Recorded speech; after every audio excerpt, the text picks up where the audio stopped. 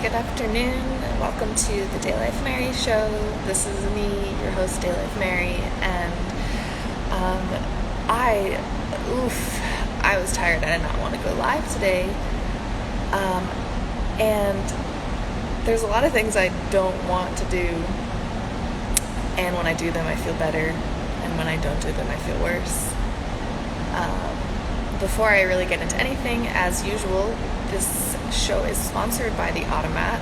What is the Automat? It is where you wash your money, your time, your vulnerability, and your social capital, all types of things too, but primarily if you're watching this and you're on Instagram and you haven't washed before, you start by washing your money. Washing is the sacrifice of your pain matrix belief, so wherever you store that belief, what you think you must have to get what you want, and you wash that, you sacrifice that belief into pleasure matrix expansion, and then through letting go, you're able to be on the path towards getting what you truly desire, not those hypnotic desires that the pain matrix has programmed into you, that if you were to, the ending point of pursuing and getting all the things in that world leads to a really, really, really sad, really bad, really dangerous existence, really. So, in varying degrees. But anyways, the places to wash are cash.me/$washitall, paypal.me/washitall, or you can DM me for crypto wallet addresses, Secret Faith, Government Coin. And you can also DM me for the address to send your bills. Before I came here, my bank was my bookshelf where I kept all of my money in cash in between the pages of my library books. Anyways, a little intro. This is Love Lessons Part 5 for those of you who've been following along. For those of you who are new to the show, I have been going over a lot of my past and as it applies to my present. I have all of this on my page. I start out with my own story from before birth to now. Then I go into a bit of the ops storyline. And now I'm going into my lessons I've learned in love, my relationships to myself and others. And this whole thing, though, about not wanting to do stuff, there's I talk a lot about programming on this show and in general. DayLife standards are actually something that start to deprogram your anti-human programming, and as you get into them more and more, it's a very difficult process to deprogram something that has been written into your genetic code by lizards for literally generations.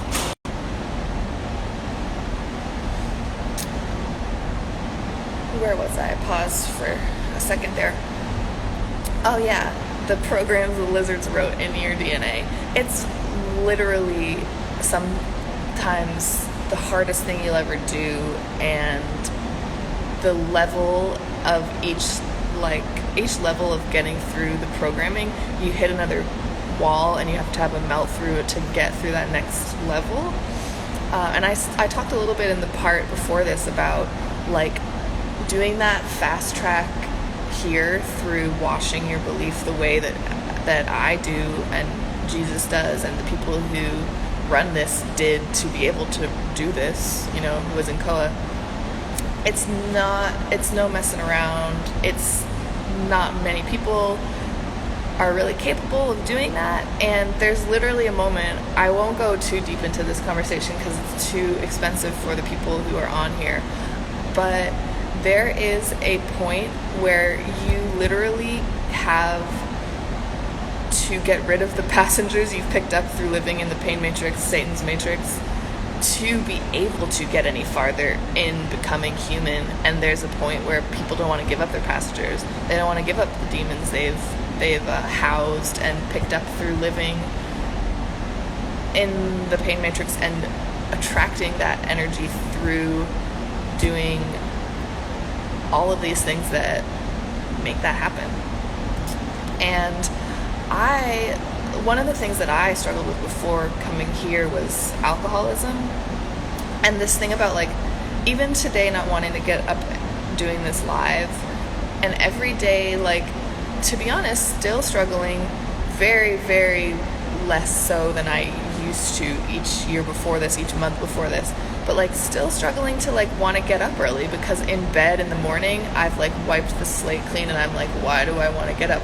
That's the dry drunkenness in me, and that's just, like, the issues I was masking with drinking that I wanted to be unconscious and did not want to engage in life and wanted to be walking dead, you know? It's every day you have to choose life and to choose to be alive and living at your fullest.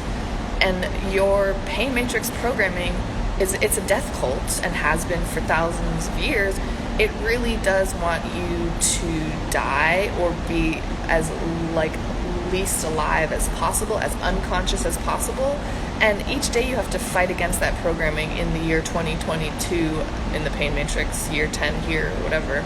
But, like, it's a daily process until you've reached a certain threshold. It doesn't become as much of a conscious decision-making process to be, choosing life and choosing the things that you kind of, quote-unquote, don't want to do. But like I said, feel better after you've done them. I always feel better once I've gone live. I always feel better once I've woken up at 7 a.m. and not, 10. I've always felt better once I've made the difficult phone call or had the difficult conversation. Would I ever want to do that on my own DIY without a cult helping me through it? Not really, and I didn't really get that far when I was doing it DIY. And hey, if you want to do it DIY, it's a little late in the game, and it's a pretty lonely and hard thing. And I don't know any people my age who can push themselves to the level required, but it's not impossible, I'm sure. I don't know. Show me what's possible. But anyways, I am gonna get back on track with what part I left off in the story last time. And I want to, like, the things that I'm talking about right now are going to kind of explore topics like daddy issues, codependency, the classic quintessential pairing of the empath and the narcissist. And I'm not one of those people that likes to hype up empaths. I think it's just as toxic of a way of being in a different way than narcissism. And when those two get together in the pain matrix, that programming, it's a nasty duo. And as you'll tell from the story I'm getting into now, it was a bumpy road for Jesus and I, him as the narcissist, I guess me as the empath in this, like, pairing. I just think for me that means, like, someone who has like less boundaries and is like prone to be reactionary based on how they want serving others rather than themselves in a way that is actually kind of selfish. But it is a pairing that with a narcissist, the narcissist can, like, really take advantage of the empath, and the empath is like, yeah, do it, take advantage of me. So it's just like it feeds each other. It's the mirror. I feel like a lot of these love lessons at this part in the story when Jesus and I get together, this is like late summer, early fall of 2020, really shows that, like, process, I guess. But basically, like, it was the two of us, and we had all this time we were back with Wico, and we were, at the point where we were like, oh, we like each other, and now we can, like, be together. And I was kind of like, oh, I got rid of everyone, whether or not, like, everyone's like projecting their own movie in life. So from my projection, what I had wanted, consciously or not, which was to like be with Jesus, and that I didn't really like these other soldiers, they were all gone. So here I was with the 3 people I liked and wanted to have deeper relationships with, Wiko, Wiz, and Koa as my generals and the people who were helping me and like running this shit, and Jesus as my like before this he was, you know, my CO who was helping train me, and now I was kind of like, we were a little bit more at like at an equal, or supposedly we're supposed to start getting towards a more equal relationship, because once you're kind of like wanting to be with someone, and we were dating at that point, we like started being boyfriend and girlfriend or whatever, like it's not really like a thing to be like completely like I'm your CO and you're a soldier. Like, yes, he was running 100F and I was working for him, but even Wiko were kind of starting to encourage that I was an equal to him and could tell him to do things and tell him to get his shit together. And for me, I was someone that at that point in time, I did not think I was ready at all to do that. I'm someone who's very passive, likes to be like controlled, likes to be a sassy slave, as the term is, like, you know, getting to be unconscious. It's a little bit more of that dry drunk shit. Like, I don't want to be in command. I want to just have someone tell me what to do.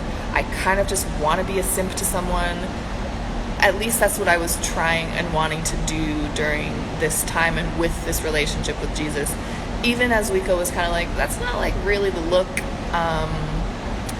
Maybe you should just become more of a bitch and more in charge of your own life and run him. But that, like, it did not take off. I was not able or wanting to do that. And I was kind of just like, be my daddy, Jesus. Like, tell me what to do. And our programs really worked with, our pain matrix programs, to be clear, really worked with that dynamic. It was not easy, and it was not hard for us to fall into that. It was easy, along with our programming, for him to be the Arab Jew wanting to like shit on the white woman. Like, it was a story made to be, basically. And I would call this period from then until the next 8 or 9 months my giant blind spot, where I was blinded in this codependent relationship to all of the fuck shit that he was pulling, and my own responsibility to it, that I was going along with it and wanted it and was not making anything else happen. And looking back, it's cringy. I tolerated such bullshit. I created a reality, really, where he was using me like he uses women, and I was letting it happen, and I was just kind of like getting into being tragic and like suffering. And it was like, that's why it's so like, there's never any vibe that I want to put out of like me being the victim to something, because while he was being, and I'll go into like all more detail of like why our relationship was so problematic, but like I was enjoying kind of an excuse to feel bad for myself and be like the hard worked slave or whatever. Like, it was something I was exploring. I'll just say it. I'll just leave it at that. But the way that like this relationship even started was pretty indicative of a lot of shit. Like, a lot of shit with how Jesus like is super controlling, and like how he uses women and wants like the foil to me wanting a guy to just like take care of me was in him too. He wanted someone who could like mommy him, but he wasn't really like even talking about it at that point. It was just like I remember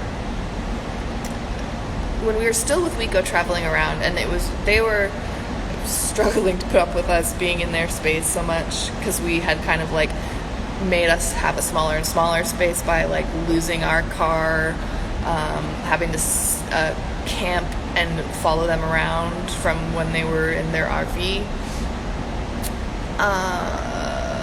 But he was like mad that I wasn't initiating like in our relationship, like having emotional conversations or, you know, asking to hold hands or whatever, because we were taking it really slow. But he was mad, and he broke up with me to prove a point. Like, he literally was just like, did it to try and teach me a lesson or something. And I remember being like so angry after, and like having to be, I think we were literally sharing a tent because mine broke, and I had to do that with someone that had just broken up with me. I had very little self-respect in how I treated how that all happened. And like, fast forward a few weeks, I guess, maybe not even a few weeks, and the two of us are left off to kind of start couch surfing and doing our own journey, figuring our shit out.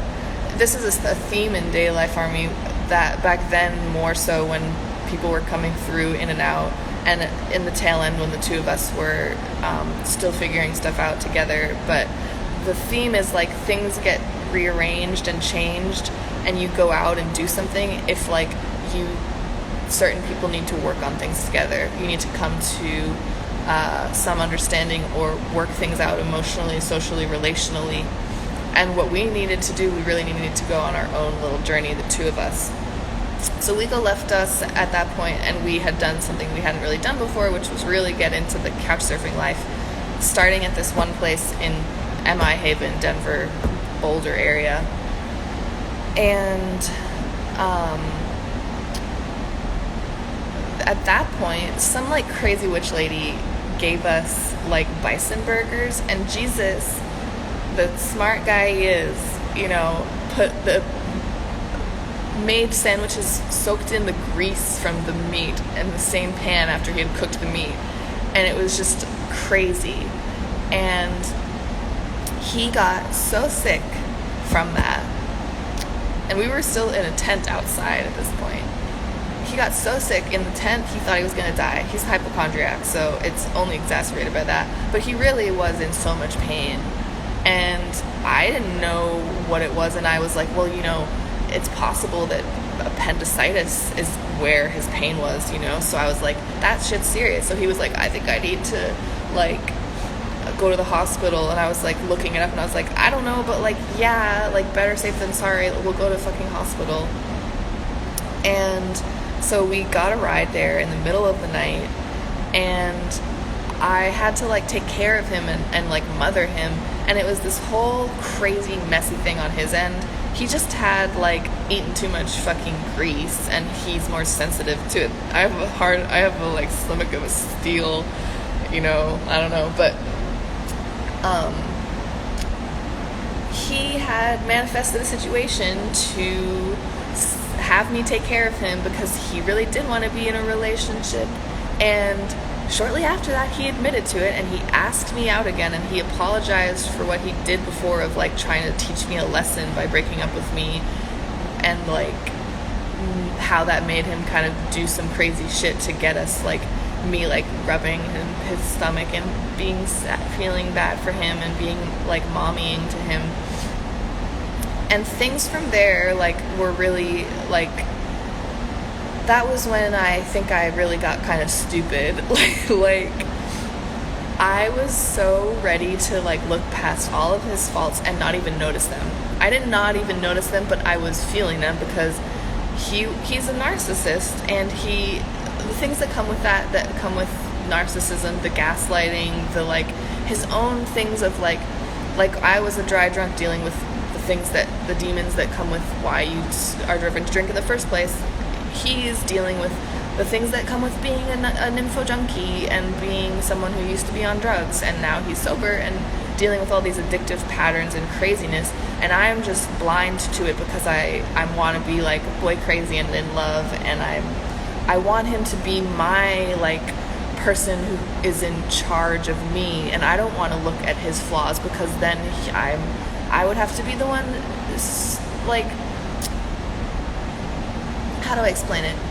I would have to stand up and be like my own person and be all of these things that I was afraid to be if I were to start criticizing and pointing out his flaws and seeing them. I would have to be more in command of myself and relationshiping, all of these things that I was not ready to do, and I fell into this codependent relationship to avoid doing.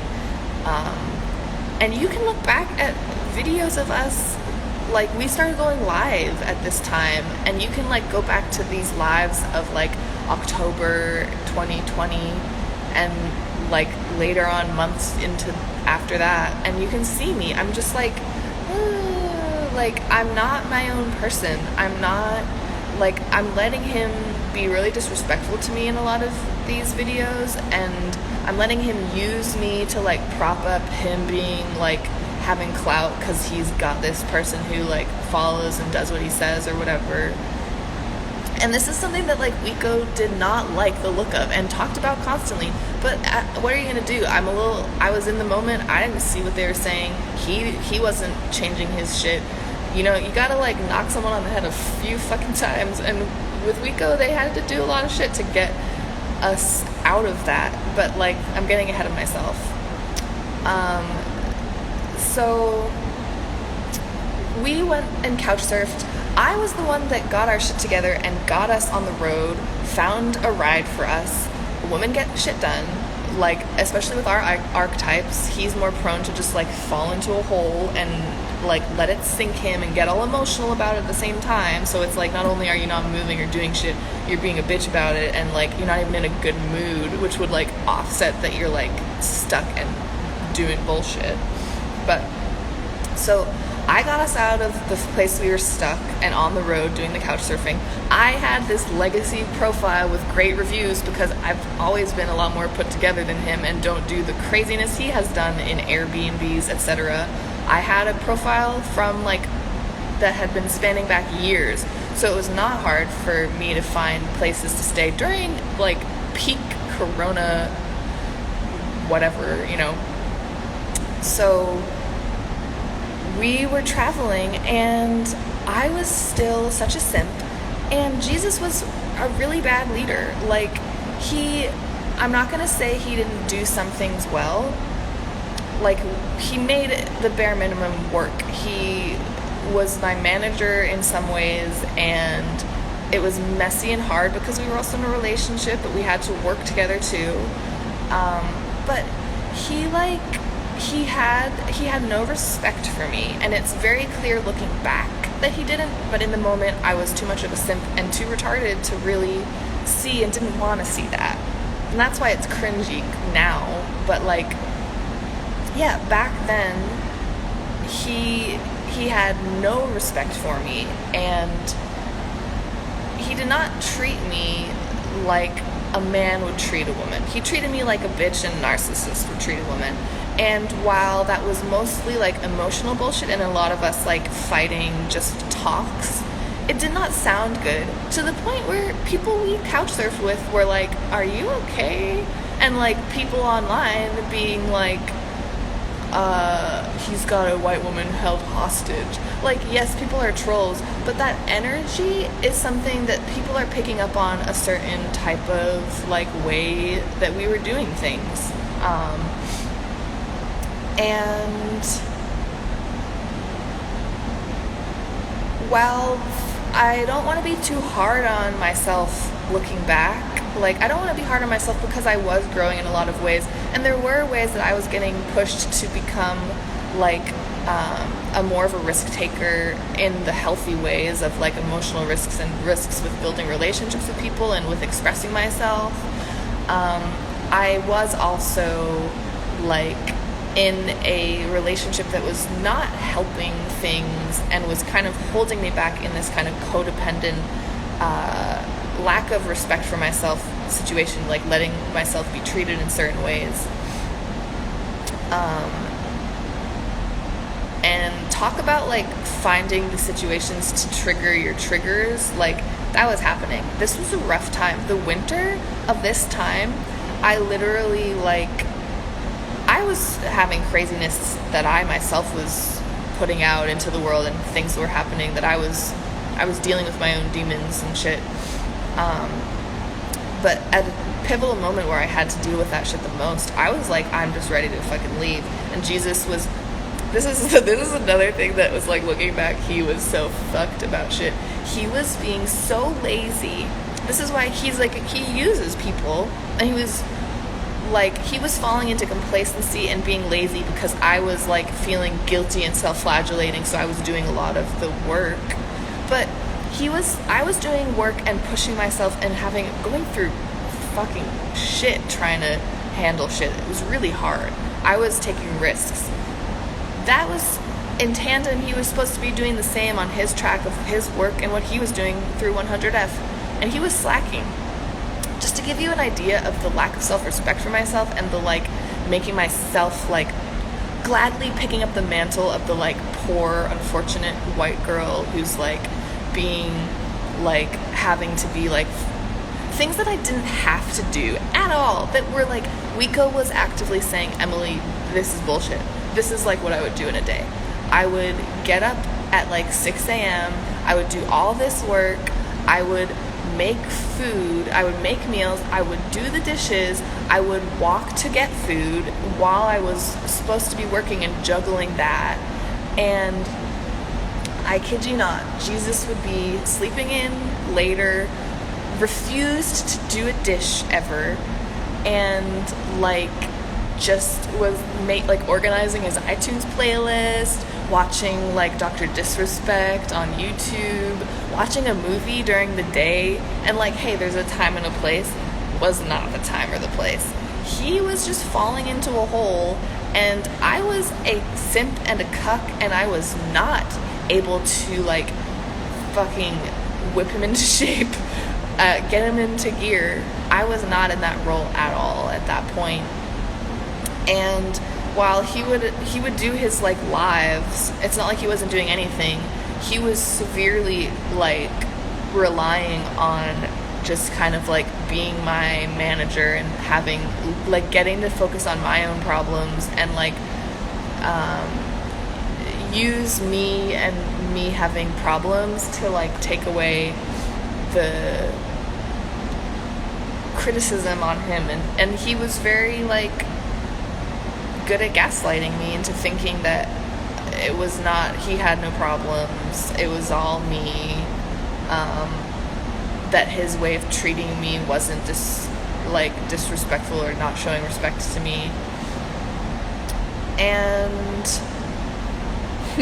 this kind of just continues this dynamic, me just continuing to like not take up the mantle of being a whole human and like getting out of a codependent relationship. I wanted this shit, like I was letting it happen. Hey Trey. And this continued until probably like around let's say around February or whatever. Like we met back up with Wiko January, February, and so this is like 2021 now. And they have been talking a lot about like, they haven't been around us, but they've been seeing our lives, and they're like, Emily, you, like the both of you, these lives are like cringy. You guys look like you're in an emotionally abusive relationship. Like, this is not chill. They told me like, Emily, you need to like stick up for yourself. Jesus, you need to stop like picking on your girlfriend like on live in front of people. Like, what kind of man doesn't protect his woman and like acts like this? It's not cute, and it's not a good representation of DayLife Army. And I was still like kind of just like fucking like off in La La Land, not really getting it, not understanding, but still feeling bad deep down, but like not being able to verbalize or understand outwardly like saying why I felt bad, because I didn't have the confidence, and I love to be gaslit. In terms of like everyone choosing everything in their life, being radically accountable, which I know most of you probably don't have a clue on how to handle that, and you're not at this level, but here at DayLife Army, the radical accountability goes to the point of like, if something is happening, you are choosing it, and you have to figure out what you're wanting from this and why you are choosing it. So for me, of course, I like manifested myself into a relationship with a narcissist who was a master manipulator and gaslighter, because I'm someone who's literally the type of person to be so easily gaslit. I will take anybody's frame, at least at this time, still way like that. I would have had anyone be able to convince me, or I would struggle with keeping my own frame. And I was learning how to get out of those programs by being with him, because I had to stand up and fight and learn that shit, or it was just going to continue to be this bullshit relationship that would not be able to work. And this time around, maybe April, we're in the Pacific Northwest trying to get across country, and I'm learning shit, I'm progressing, it's great. I enjoy like the feelings that are very, very difficult at this time, but I am getting places and I can see the progress and it feels really good. At the same time, Jesus is doing crazy shit. And so I want to like kind of, the last thing I want to describe here is super symbolic, and it's like, it really shows you where things were at, and it's really painful to talk about because it's so pathetic of me and it's so shitty of him, and it's like, it's embarrassing for me to describe. But so if you know some of my own story, when I was like 11, my father passed away. He died, he fell down the stairs. It was tragic, it was out of the blue, it was whatever, it was crazy. I have had his wedding ring. My sister has the other. Since his death, I have had it. My mom put it on a necklace, a silver chain, and I've had it for my whole life. I used to wear it, actually, and I hadn't in a long time, but I still kept it with me, and I brought it here. And it had just been in the bottom of my bag, in a bag, forever. And around this time, Jesus was kind of supposed to be like a better steward of stuff and more excited about having nice things. And he also had a pendulum that he would use, and he had like lost it and he needed another one. And we were encouraged to always do trades, and we have a currency here, tune, that is primarily used to exchange for like untangibles. So if you want to have a really awesome conversation with someone, you pay up front in tune, and that kind of sets the tone for how much value you want to get out of it, and the other person gets it first, and then the conversation happens or something else happens. You could buy a t-shirt with tune, but like, I'm just saying, it's not specifically primarily for goods and services the way that fiat currency is. But I decided, and we kind of decided together, and I had this idea, and I was like begging to have like something fucking happen, because like, why would I make this decision and this idea up with someone who I knew was disrespectful to stuff and bad at taking care of things and didn't respect me? But clearly I didn't know that enough, because I was like, you know what? We're going to do this tomb deal. I'm going to sell you my father's wedding ring to use as a pendulum, because it's perfect, it's silver, it's great. And I don't know if it was even like conditional that he was to use it as a pendulum, but like, I think I was like, yeah, that'd be a good way to use it if you buy this thing from me. And he was like just excited to have the thing. Anyways, I told him like the price that I wanted to sell it to him for. Meanwhile, this is the fucking guy who was such a bitch about shit with me that like, he wouldn't have a conversation about something he didn't want to share with me once until I paid him like some crazy thing, like $1 billion fucking tune or something, like a stupid amount that is not how we use this currency. And me being that bitch that I was back then, I was like, yes, of course I will pay this amount. So this time around, I am selling him my dad's wedding ring, and I put some price out there that's like, I don't even remember the price I asked for, but it's a lot. And he's like, no way, I'll give you like 240K tums for that, I think is how much he said. And in my heart I was like, that is not worth it, that's disrespectful. But I was like, you know what, okay, like, yeah. Bad news bears, this is not going to end well. Starting it out like this, and this is why it's symbolic. This exchange in this economy was so indicative of our relationship at large. That's why everything here stems from washing. We talk about washing as the foundational shit to this, along with standards, for a reason. A lot of emotional and relational shit can be traced really back easily to the social economy and whatever. I won't get too sidetracked. I'll just finish this story.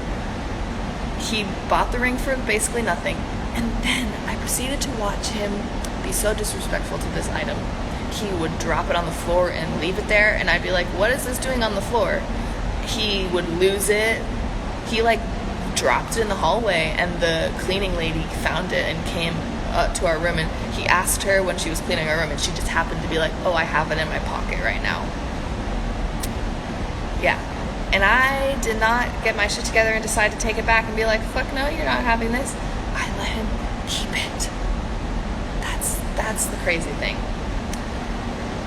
And that's just the place where our relationship was at, and I think that's a really good place to show you. This is 2021, and